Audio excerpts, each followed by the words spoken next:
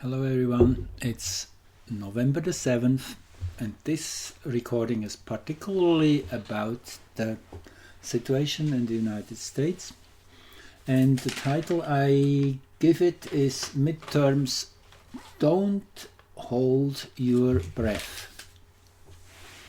Well, I will explain. This is the center, the peak eclipse for Washington, D.C. at 6:00:22 a.m. The sun just short before rising.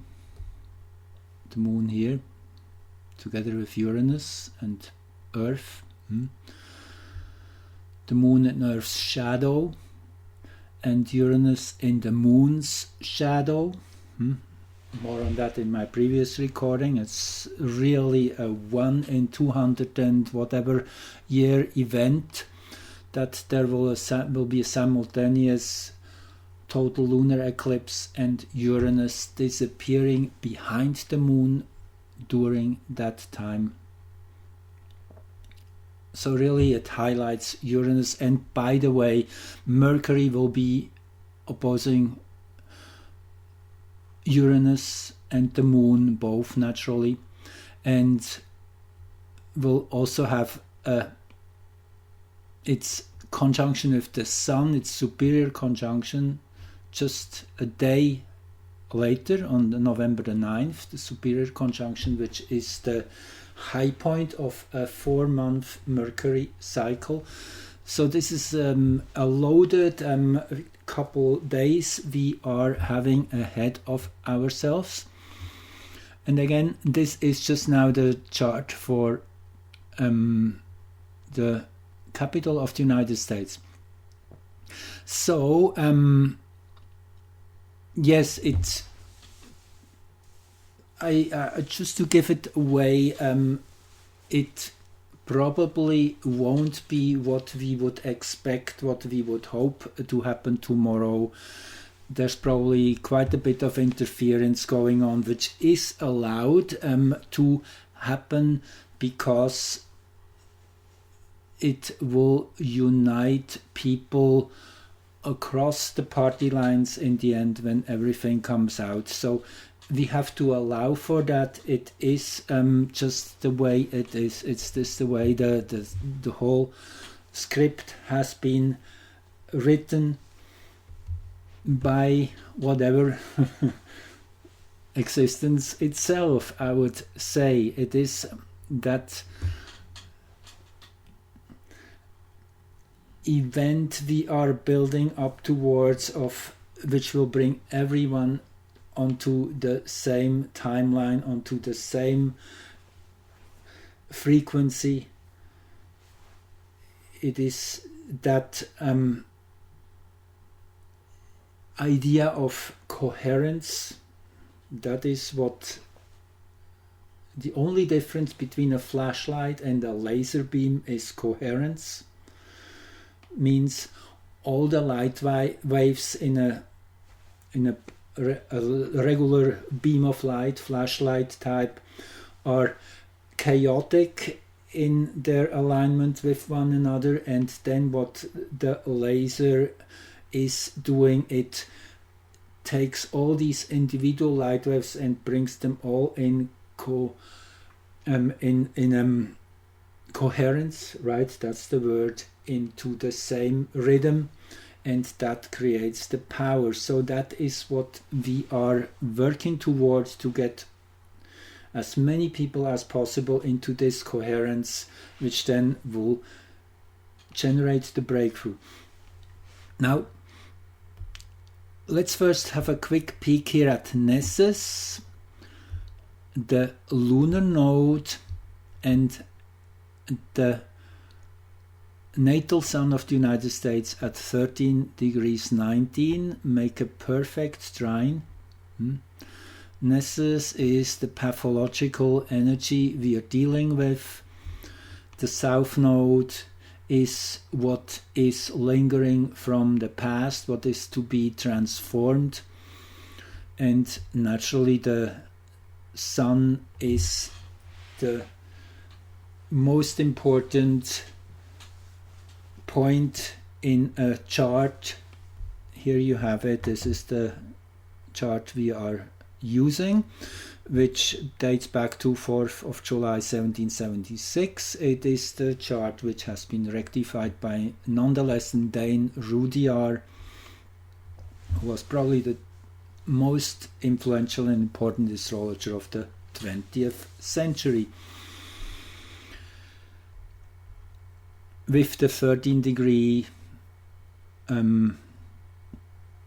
Sagittarius rising here. So if we go back into this chart, you see then you also have here a perfect trine to the nation's ascendant. Interesting here is the position of Hygeia, which implies something positive, so that there's definitely great positive energies around. It just will be interesting to see which one wins. You see actually there's a perfect trine between Hygeia, the American nation's ascendant, Chiron, here at pretty much the cusp of the 6th house, and the center line, the plumb line, the power axis, the consciousness axis of this eclipse manifestation. Chiron here implies again that probably it will be a healing journey. It's not yet there. Interesting if we look at the global chart here for a minute, the one for Greenwich of this lunar eclipse.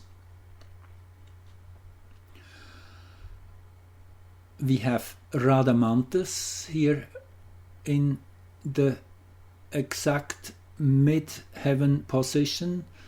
Radamanthus is a minor planet named after a Greek king who was known for his justice, for his integrity, and he was actually named the judge of the dead after he had passed away. That's what he was elevated to by Zeus. All about honesty, integrity, impartial judgment.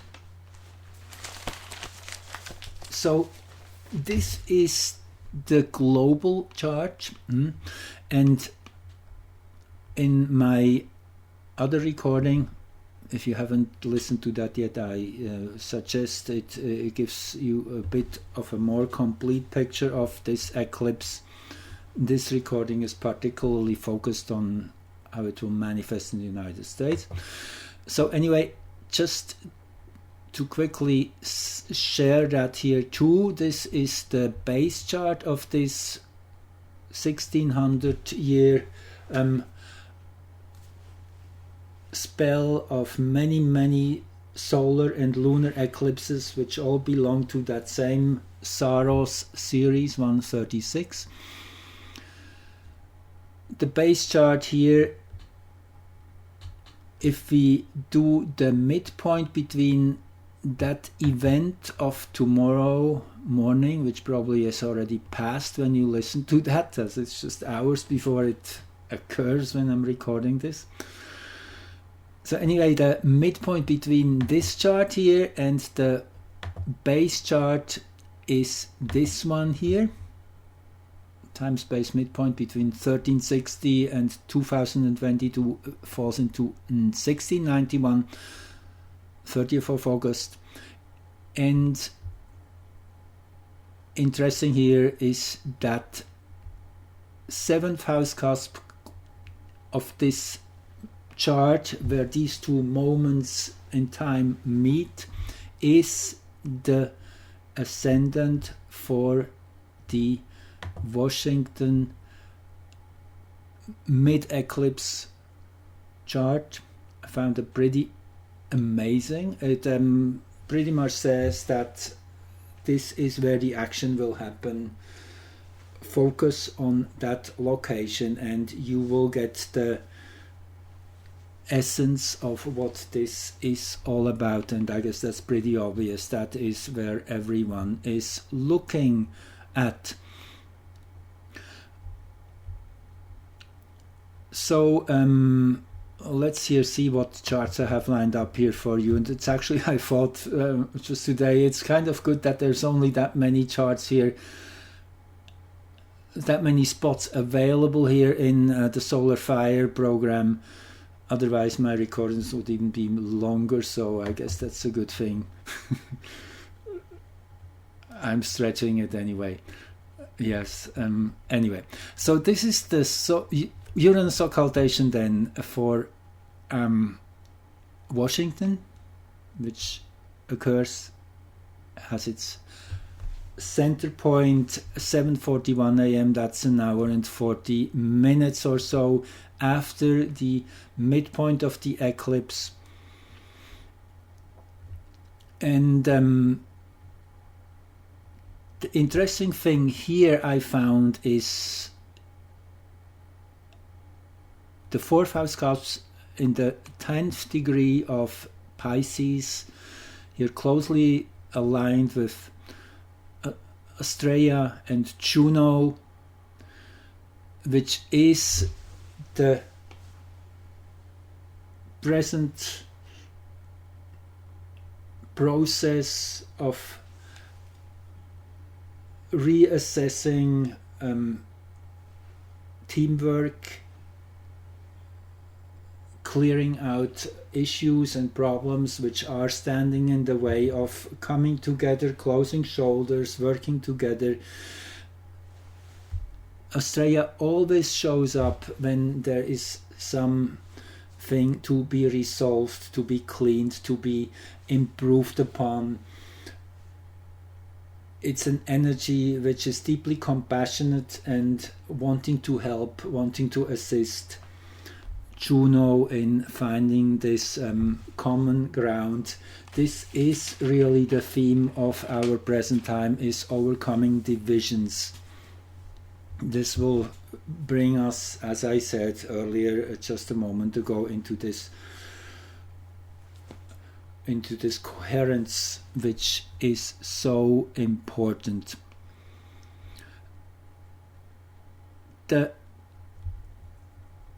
If you go back to the base chart of the United States, then at 9 degrees Pisces is Nessus, and at 9:10 is Orcus. This is that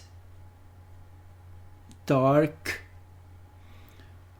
pathological energy of abuse and whatnot, which is to be transformed, transmuted by Orcus here. And this is the opposition we have again in our present time. Orcus actually takes 244 years to once circle the whole zodiac, and Nessus 122 years, so they're in sync with one another in a 1-to-2 synchronicity. And if we go back to the what is right now in the skies, let's go back to this Uranus occultation chart. Here you see it, Nessus at 13 degrees now in Pisces and Orcus at 15, so they're pretty close to the same positions they had 245 years ago. So anyway, this is that axis where these two are exact in the original chart, fueling this. It's not. You see, oppositions are not really an enemies to each other. They're complementaries. They're helping each other to become complete. That's how we have to see it. So it's an integration which is occurring. Then okay, let's see what else I have wanted to say here. I guess let's just move on for now. This is the midpoint, right? This is the Uranus occultation and the American nation space chart. The midpoint between the two gets us to September 6, 1899, and we have Uranus rising. So that's kind of, again in a nutshell, what we can expect tomorrow as a basic energy. Naturally, Uranus rising, this is, there's tension, there is kind of great expectations, and it's that uncertainty. Everybody sits at the edge of their seats. You can sense it.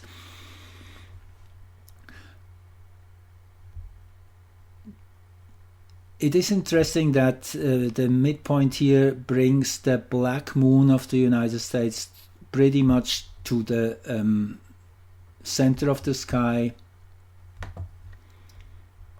1928 and 2225 here, Neptune, which is that here intercepted in Virgo. Whatever is intercepted is hard to access. So this is kind of a blind spot, one could say. It has a lot to do with the mind control, which definitely has emerged from that country through their secret services, and so they have been at the forefront of all that, and as we know, have been perfecting their methods over the last 70 years. So that's kind of here at the center line of this chart. Interesting, the moon here pretty much exactly at the nation's midheaven, the midpoint moon. So yes, again, everybody is focused on that outcome for the nation. An interesting detail here is that 4/5 degree of Sagittarius. If we have a quick visit to President Trump's chart, that's where his black moon is. So that makes me further very hesitant to predict a red wave. I think it won't happen. It will be prevented. And again, this is just allowed to happen for various reasons. It is, as Q said years ago, people have to really feel it, experience it themselves. That is the only way things will get better. And it seems we are not really at the bottom of that well yet. We have still to go a few inches deeper. We looked at this chart here. That's the global one. That is the original, the beginning of that whole series, which I described more in detail in my other recording. Interesting here, most interesting is that Juno here again. It is all about closing shoulders, coming together, working as a team, working as one humanity together. That is the basic message we are getting here, the basic kind of feel I get for that whole series. This is again the midpoint of the original, the beginning of that series 136 and that present manifestation lunar eclipse, which brings us to 1691, which would be between 1360 and 2022, the midpoint here. with Salasya high up. This says that basically this is a fun ride. If we look at it that way, it is something to be enjoyed, because it is really an exceptional moment in history where we are at. Yes, we are not fully there yet, and we might really have to handle this little setback. That's how I see it at this point. Don't take it too serious if things not work out immediately. It's just the way the script has been written, the cosmic script. Now, as I say, where this whole energy really will build up to is the Mercury-Sun superior conjunction, just a few hours actually after the eclipse. You see the moon is only 2 or 3 degrees past here its full moon position, and came out of that conjunction with Uranus. So at this point now, Sun and Mercury are perfectly aligned with each other. From the Earth's perspective, you have to think of, you're standing here on Earth, you're looking at the Sun, and Mercury is behind, perfectly behind. This is the culmination of a 4-month cycle. And what can you say? This is the global chart here we're looking at first, Greenwich. So it is all about metamorphosis, change, and a reassessment of power. It's really almost like a relay race. One group of people who hold the power are passing it over to a new group of people who are holding the power. And it is, as I said it earlier, it is really the empowerment of the people which we are seeing. So it's not really a group of people which will get that new holding the power. It will be the whole humanity which will get back in charge. That's where it's going. We might not be there yet in 2 or 3 months, but that's definitely the trajectory we're moving on. The 17th degree of Scorpio here in hexagram 1, the creative, that powerful midpoint of the zodiac, almost would like to say. It is, if you look at this double Taurus, that's the energetic structure of the zodiac. At least the 64 hexagrams, how they're aligned around here, each over the zodiac, are exactly showing this this structure. That's kind of how they are aligned to. It is quite powerful in itself. This is a binary alignment. This is not accidental. This has a very clear structure. I will get deeper into this at some point. Anyway, it just shows that the midpoint of Scorpio is super powerful, creative energy and receptive energy on the other side. It's that ability to absorb and receive. Super important.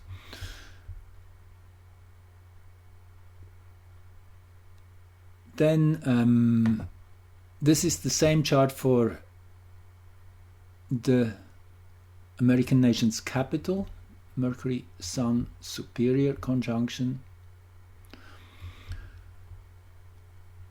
What I find here interesting is that the North Node is at the 4th house cusp here, coming back to the basics, to the roots. The black moon here with Pallas which is all about the coming to realize of how dark this world really is. I guess Elon Musk has definitely done his part on this already, regardless of what you think of him. He's thrown in a few interesting pieces of information over the last few weeks. Actually, you might remember, if you listened to me before, I mentioned October the 23rd would be a marker. That was when Uranus turned direct. Just 4 days after that, October 27, it was when Elon Musk took over the Twitter, and in that sense opened a whole new venue, a whole new can of worms, if you will. That is kind of this energy. So expect, and I guess it is happening, and if we think the way I do, that things won't really work out in an easy way tomorrow, it will definitely spill out even more of that darkness, of that kind of imbalance into the arena. That's what this means here. Arakot rising, that's beautiful. Arakot is the one which brings integration, allows us to see the whole picture at once, showing how each puzzle piece fits in with every other one. Hilonom is a very compassionate energy of sacrifice, of giving everything one can in that attempt to create good and to be of help. Hilonom sacrificed her life for being with her lover. She is not... she's really giving everything. That's what it feels. And this is at the ascendant of this Mercury-Sun conjunction for the American nation, so to say. Let me see, a Moon-Venus opposition is here. Interesting. Again, Venus being highlighted.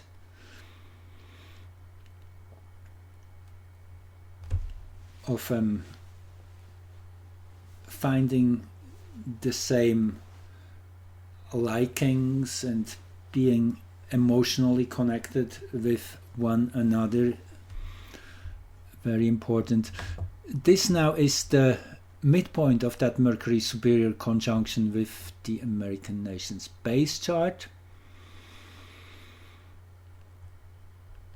Here we're seeing the 0 degree Capricorn. That is very, very similar to the global chart of the eclipse, you see. Actually, the peak of the eclipse is short before 2 minutes before the exact full moon. The exact full moon has an ascendant of 0 something in Capricorn. So again, this links back to that. And then I want you also to look at this degree here, because there's yet one more important alignment happening tomorrow or the day after, which is this one, the heliocentric Jupiter-Salacia conjunction. Jupiter 741 Aries and Salacia 741 Aries. Now again, this is heliocentric, and I know I'm jumping forth and back between the two geometries. The heliocentric always stands in the background, is the essence in a way. It is the pre-manifest and then as we are in a slightly different location, we are perceiving the whole cosmos from a slightly different angle. That's why planets appear in different positions. The closer they are, naturally, the more is this aberration occurs. Jupiter heliocentrically is at 741, even though geocentrically it is still in the 29th degree of Pisces. So anyway, what does that mean? What does that conjunction mean? It is the one which happens only every 12-13 years or so. Salacia is very slow. It's one of the Kuiper belt objects. Jupiter is expansion. Salacia is what makes us feel good. It is that ability to step into a difficult situation and have that radiance, that beaming power of enjoyment, even if it hurts, even if it feels tough and difficult. It is the enjoyment of the moment, and this conjunction is definitely one of the great saving graces of what's going on right now. That kind of worth to do what's necessary and to stand at the front line in where the energies collide and hold the ground. And Juno is closing in on that too. So it is increasingly bringing us every individual together onto the same wavelengths. It is happening, and again, difficult events are actually not a bad thing for that, because they peel away all the superficial etiquette and identification, which are not really who we are. If things get really difficult, you don't ask me if I'm from the same political party, you're just accepting my health. That's kind of where we're getting. And this is therefore, yes, it is not a bad thing. Now, why I show this chart too is, you see, this is the Washington ascendant, when these two planets have an exact dead-on alignment. That is on November the 9th, and if we go back one chart, you see that was the midheaven here in this chart, the Mercury Sun superior conjunction as it is perceived by the American people that moment. That is that midpoint chart, and that resonates with this one here. And Pluto here at the fourth house cusp. Yes, it is. It really appears as if the whole story had been written long ago, and it's just now being rolled out, and I am trying to show you here the blueprints behind a reality, what is unfolding. That is kind of my intention. I'm hoping I'm doing a good job. I know it's a little complicated. There's many characters in this big soap opera. But the more you listen, the more you will realize you already know. It's in the end, it's really just to get acquainted with the whole geometry, with the outline, with the different characters, and then it starts becoming fun. So just a couple more charts here for you. This is now the midpoint between that one we just looked at and the American Nation Space chart at the 21 degree 44 ascendant. Here, interesting, that is where Mars is in the American Nations chart. So this is definitely an activation which is happening right now. People are probably startled at first why things have turned out not the way they expected, and which probably would have been what should have happened, but nevertheless it brings fire into each human being to even more so stand up and do the right thing and try to bridge that gap which really divides us, and bring all people onto the same to the same place. And this will happen shortly. It's building up toward November the 23rd. That will be another huge turning point when Jupiter will turn direct here at 28 degrees and 47 minutes. And this actually happens just minutes after the Sagittarius new moon. This in itself is extremely promising, as Sagittarius is the sign Jupiter rules. And naturally this is a trine, an out of sign trine, which is in itself auspicious and expansive. And with Mars rising, you see again how these charts interlock. And this chart in itself is really an jewel, and I will say more on that soon coming. Also the vertex here in the conjunct the lunar south node. This is coming to terms with the past in big ways, all in the 6th house. It's a process of healing which will be initiated here.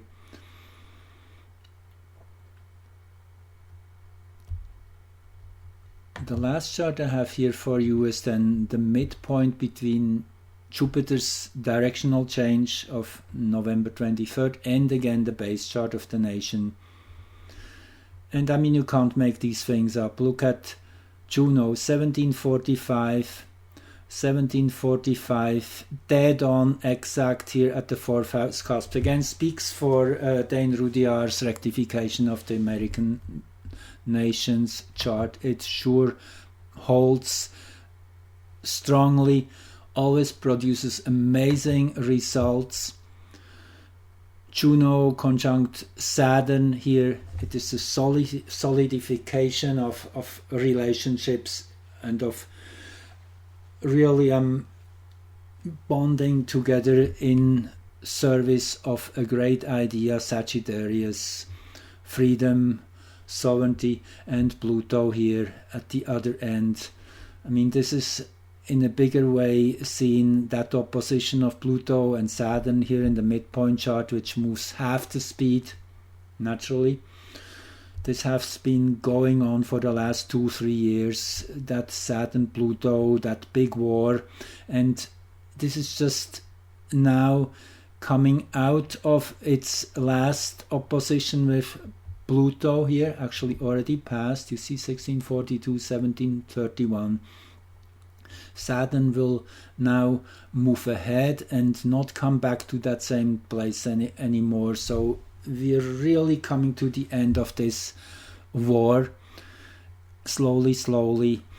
Also, this is days away from here in the midpoints, in the midpoint chart of the superior conjunction of Venus with the Sun. Venus in our present time as such has become a evening star on what was that, October the 23rd or so, and will, as I said in my last or second last recording, in the first week of December Venus will have moved ahead of the Sun by about 10 degrees to be first seen as evening star in the twilight. So this will be kind of the beginning of that Venus energy to be distributed widely all over the planet. This will be visible, Venus becoming an evening star. Here too, in the midpoints, it's just days away, so it's around the 27th of November. Here you see this is the 23rd. 4 days later, which translates to 2 days here in the midpoints. This will be exact. So there's definitely a turning point around the corner in the last days of November and then early days of December. That's what I'm predicting.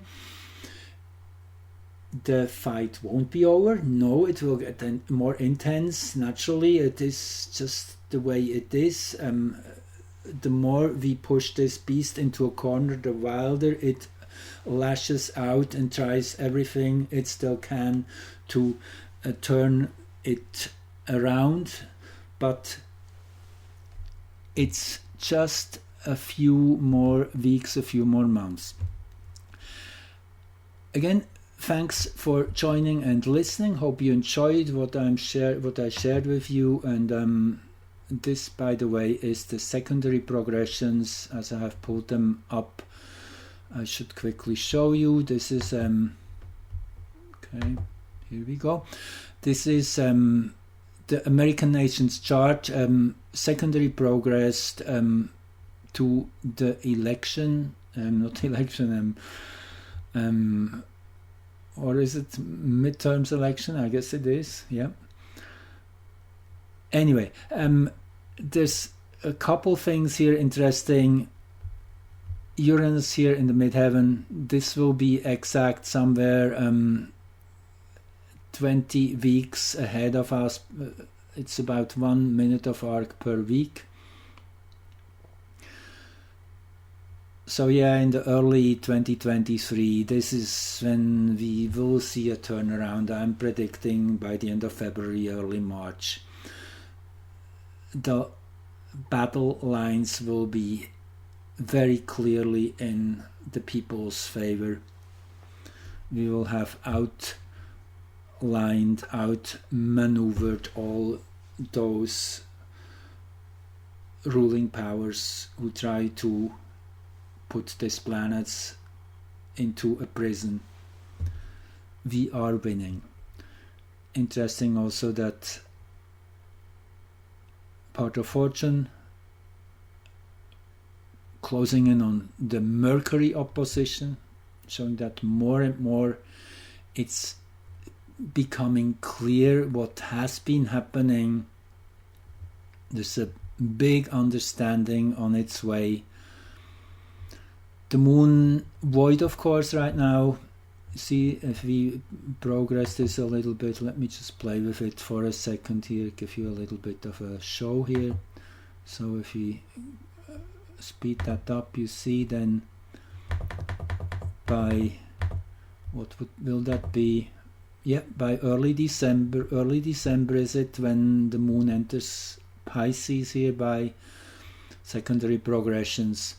The moon is void, of course, right now for these weeks and into early December still. Means there is confusion. Nobody knows where it's really going. That is the kind of the underlying notion of all void, of course, moons. The moon making no major connection with another planet before entering a new sign. That's what it means.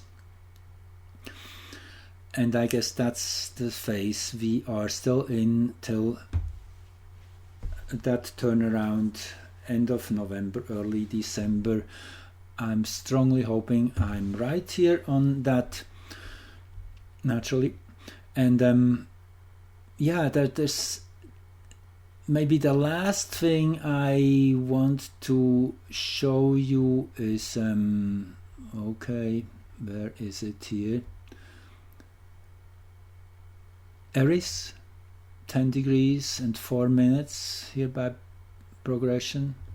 The ascendant, 10 degrees and 9 minutes.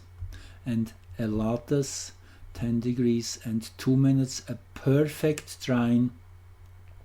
Elatus is a Centaur planet, always shows up at crossroads, change of direction, recalibration, new strategies, the ability to improvise. Aries is the one which is not giving in before the truth, and the whole truth is put on the table. Doesn't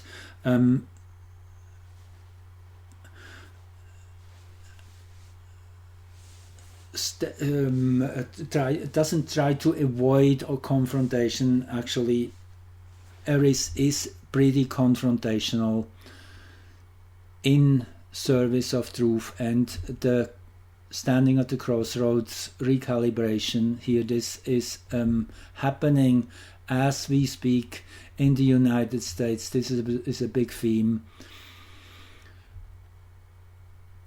And then Venus naturally coming here into the 9th house very soon. Uranus here very soon, center at the 10th house cusp. Let's just play it here a little further and we see when it will be. Okay, slowly see it goes. So 6, 7, 8, 9, 10, 11. So that would bring us to the end of February. Here we go. Let's see. Thanks again for joining and listening. This, by the way, is a great